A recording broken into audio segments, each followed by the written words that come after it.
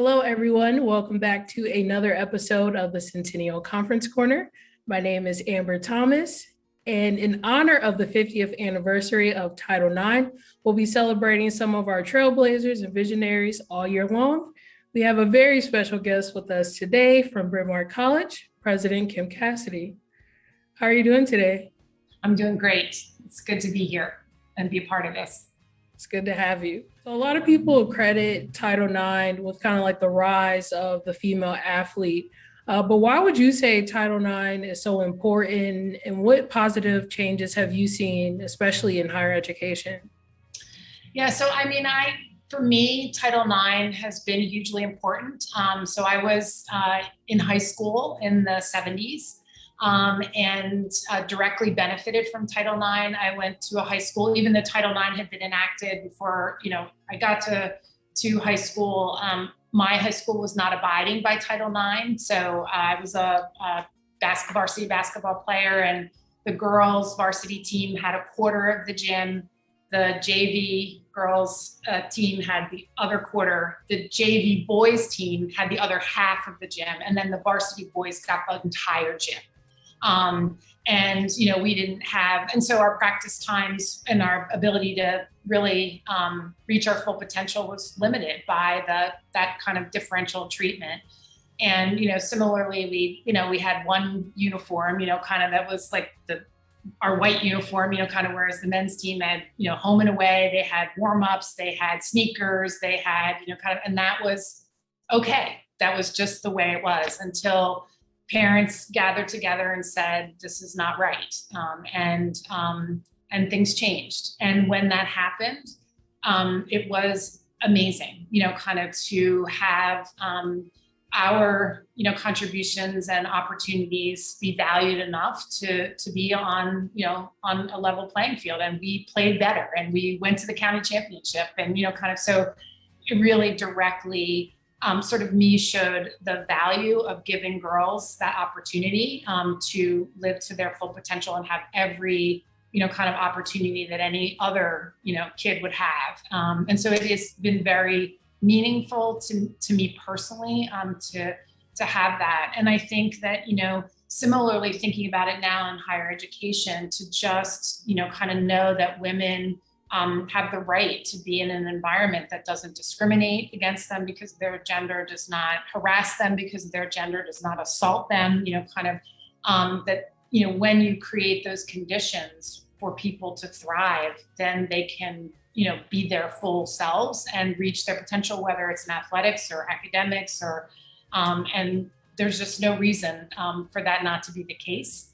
And so I think it has had a profound effect of taking away barriers and things that women had to live with. We just had to live with that unequal treatment in high school, and get along. And that's not right. And I really see the benefit of it and the empowerment that comes when that's the message, is that you have a right to this opportunity just like everybody else. So you are an undergrad student at Swarthmore, got your master's from the University of Pennsylvania, and you've been at Bryn Mawr since 1993.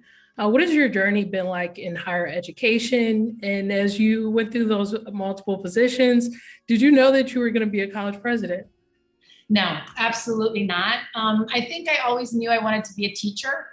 So when I graduated from Swarthmore, I did work for several years teaching in a K through 12 school on coaching sports, and then went back and got my degree. But again, always with the intention of being a professor. And I wanted to be at a liberal arts college, and that all happened. But the rest of the journey was a surprise. I think I got increasingly involved with the larger institution and began to be on committees where you had to look beyond just the department and just your students or majors. And I really enjoyed that work. And so eventually that, kind of translated into interest in the larger institution and in administration. But it was always my intention to be a faculty member. And I still teach, of course, one course a year. So. It's always amazing just to be able to hear people's journeys of how they got to where they are, because it's always so different. Yes. So a lot of people credit different leaders in their lives that they meet along their journey. Who has inspired you? That's a really hard question, and I thought a lot about it. And I don't think I particularly identify one person. So there are lots of people that I think about from time to time. Somebody that in the context of thinking about this, that kind of really leaped to mind for me was Ruth Bader Ginsburg.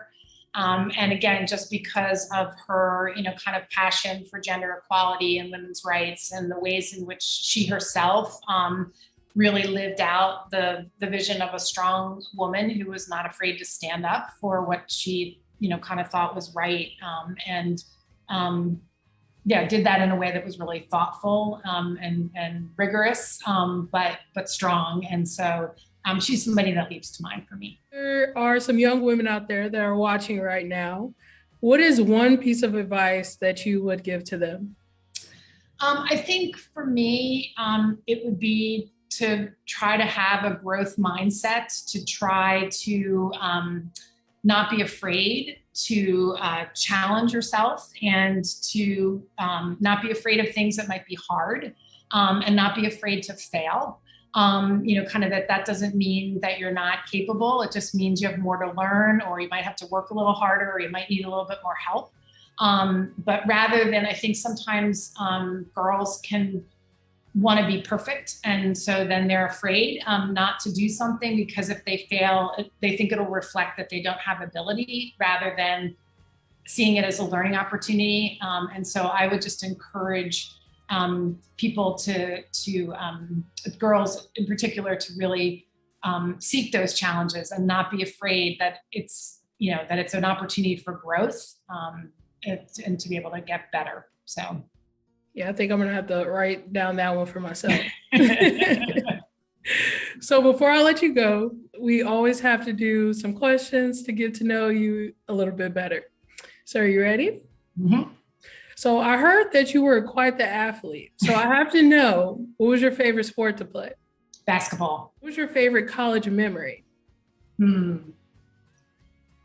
I think for me, it was athletics. That, kind of those are the moments to be with friends and to have fun. And I like to compete. I'm competitive. And so, kind of getting to do that on a regular basis was really, really great. And I can remember a few basketball games that we won by a buzzer beater, kind of down to the wire. Sometimes not the person you'd expect who made that final basket. And those were always great moments when there was kind of an unexpected hero in a game like that. And that's what always makes it fun. Yeah, that's right. That's right. So what's one accomplishment that you're most proud of?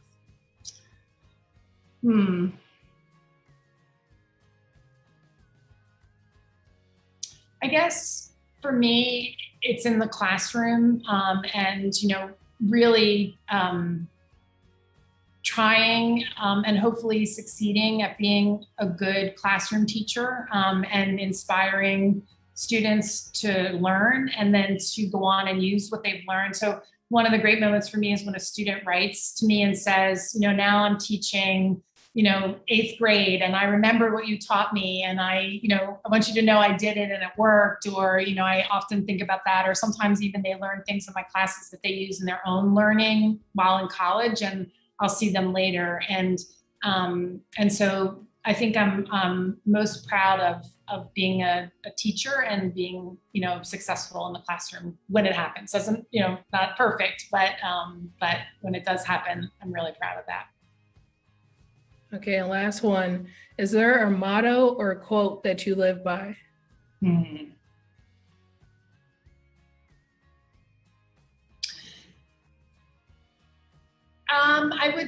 not sure if this is like the one. I don't have one that I kind of carry, but, there are these, kind of sayings about, kind of on the surface, make it look easy, but underneath, kind of paddle like heck, kind of. And I think that, that is something I strive to do, is that, to work really hard, but not necessarily to have everybody know that, to just kind of get the job done and keep the pedal to the metal. Absolutely. Well, I appreciate you taking some time out of your day to join us. And thank you for Thanks. being an amazing leader.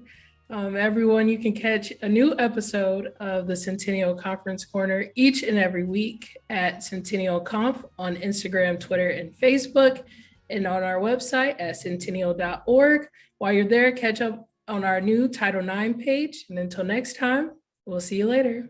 Thanks, Amber. Take care. Bye.